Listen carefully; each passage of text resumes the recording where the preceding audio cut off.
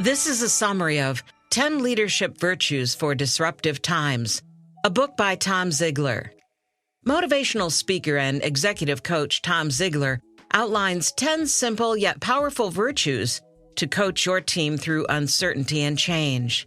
In succinct and entertaining fashion, he explains the importance of each ideal and how to apply it to your own life and leadership style. Ziglar peppers his explanations with ancient spiritual wisdom, modern success stories, and entertaining anecdotes from his own life. Anyone who wants to thrive and coach in unpredictable times will find a wealth of useful insights.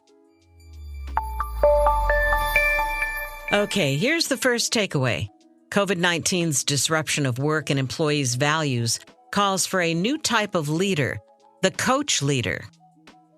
The COVID-19 pandemic caused two main disruptions, a disruption in work environments and a disruption in employees' values. Work environments changed from in-person offices with strict hours to at-home offices with flexible hours. Employees' values changed from a narrow focus on career to a wider focus on work-life balance and quality of life. Although many employees found working from home challenging at first, most have come to prefer it. A 2021 PwC survey found over half of employees want at least 3 days a week of remote work. But the pandemic crisis and remote work have placed special stresses on employees. Remote work, flexible hours, and quality of life concerns require a new style of leadership, the coach leader. The coach leader functions more like a sports coach than a traditional office manager. The traditional manager acts as a superior who delegates tasks by telling subordinates what to do. But the coach leader acts as a guide who co-creates game plans by asking team members what they think. Traditional managers supervise people to get results, but coach leaders guide people toward growth. Let's now hear takeaway 2. Coach leaders apply 10 virtues to create an atmosphere for teams to thrive. Coach leaders create an atmosphere for top performance by leading an exemplary life and designing an intentional workplace. 10 specific virtues enable leaders to produce that atmosphere. When you apply these in your own life, you become a person who naturally thrives in disruptive times. This, in turn, enables you to design a workplace where other people can also thrive. People want to feel their leader respects, hears, protects, values, connects with, appreciates, loves, leads, and includes them. The 10 virtues ensure your leadership does all that. 4 virtues help you develop your own character: kindness, selflessness, respect, and humility. 3 enable you to provide firm, nurturing leadership for your team: self-control, positivity, and seeking the best. And 3 virtues help you deal with disruptions: being a light, perseverance, and the ability to stand firm.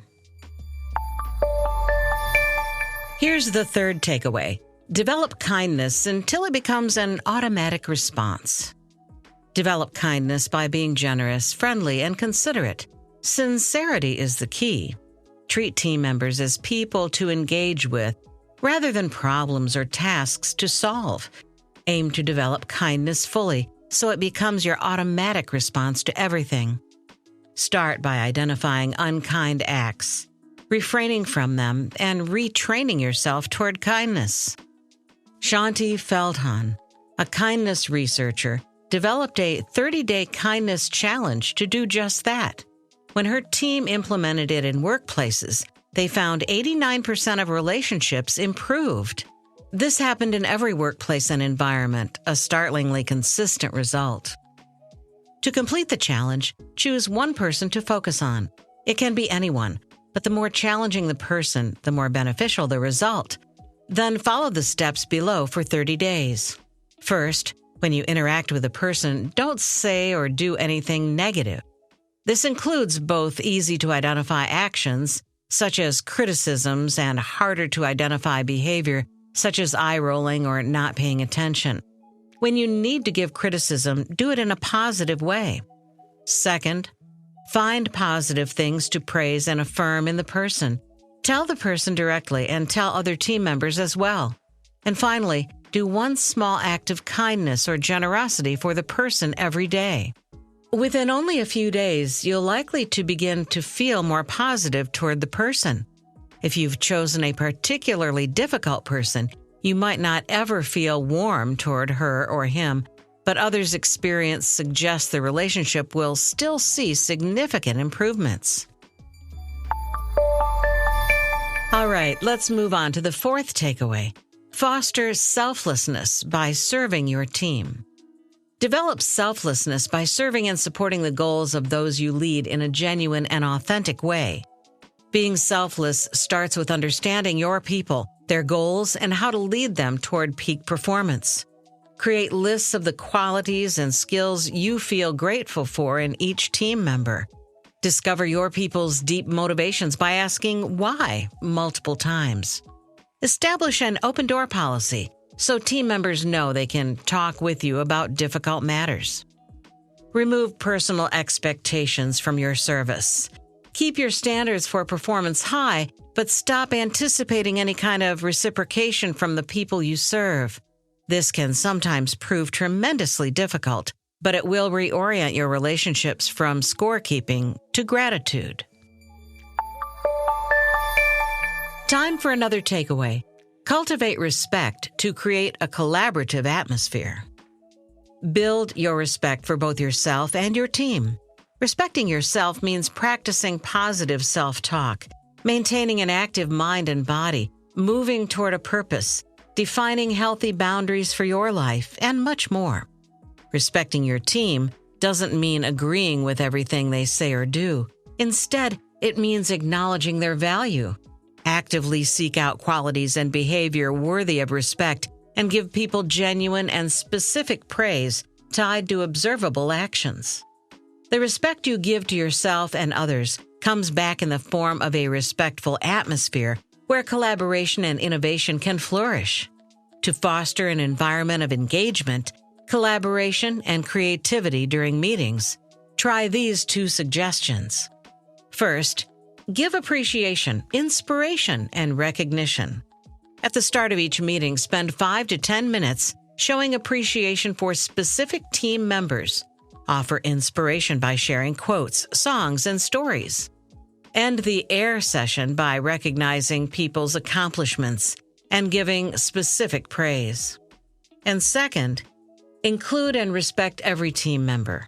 Google's Project Aristotle found the most effective teams practice inclusivity, respect, and participation. Inclusivity means including everyone who needs to be there, allowing multiple communication styles, talking, texting, sharing documents, and so forth, and ensuring everyone knows the meeting's agenda. Respect means avoiding disrespect, welcoming all team members, and ensuring everyone feels safe. Participation means everyone contributes. Okay, we've reached the 6th takeaway. Nurture humility to learn faster and adapt better. Develop humility by giving up the idea you can or should know everything. Change your concern to knowing how to ask the right questions of the right people. Usually solving a problem means finding a person who can help you solve it, instead of trying to do it yourself. So ask, who does this better than I do? Learn from these people by asking questions about what they've done and how they did it. Humility can help you keep from getting in your own way, as it allows you to see your own blind spots and weaknesses. With humility, you can take ownership of mistakes and limitations. Humility enhances your growth and learning and helps you embrace change. Here's the next takeaway.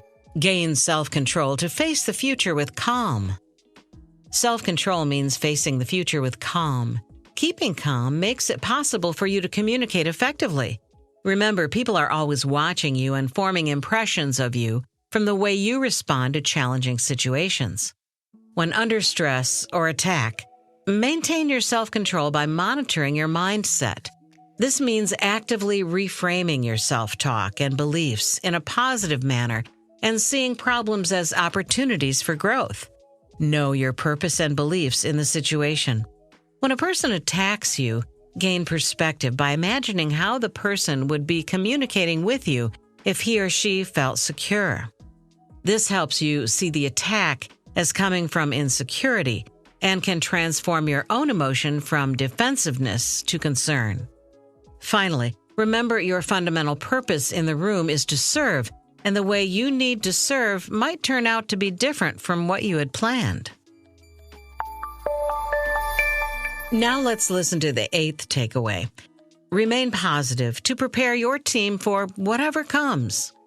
Being positive doesn't mean liking everything you do, but having a worthy purpose firmly fixed in your mind.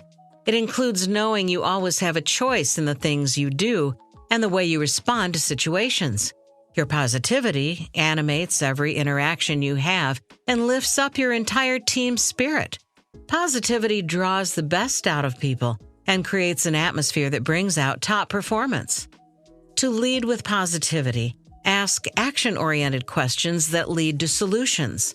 Identify and share positive inspirations. Include and affirm team members rather than excluding and denying them.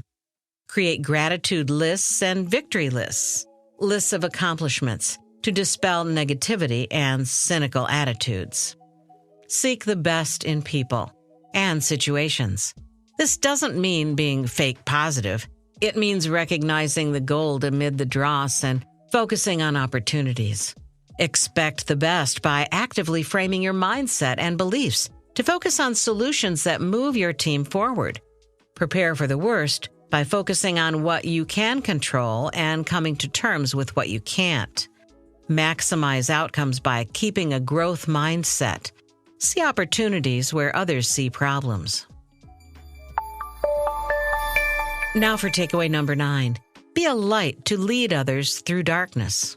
Being a light means illuminating what might otherwise remain in darkness. Shine a light on the organization's purpose and mission so everyone can see these clearly.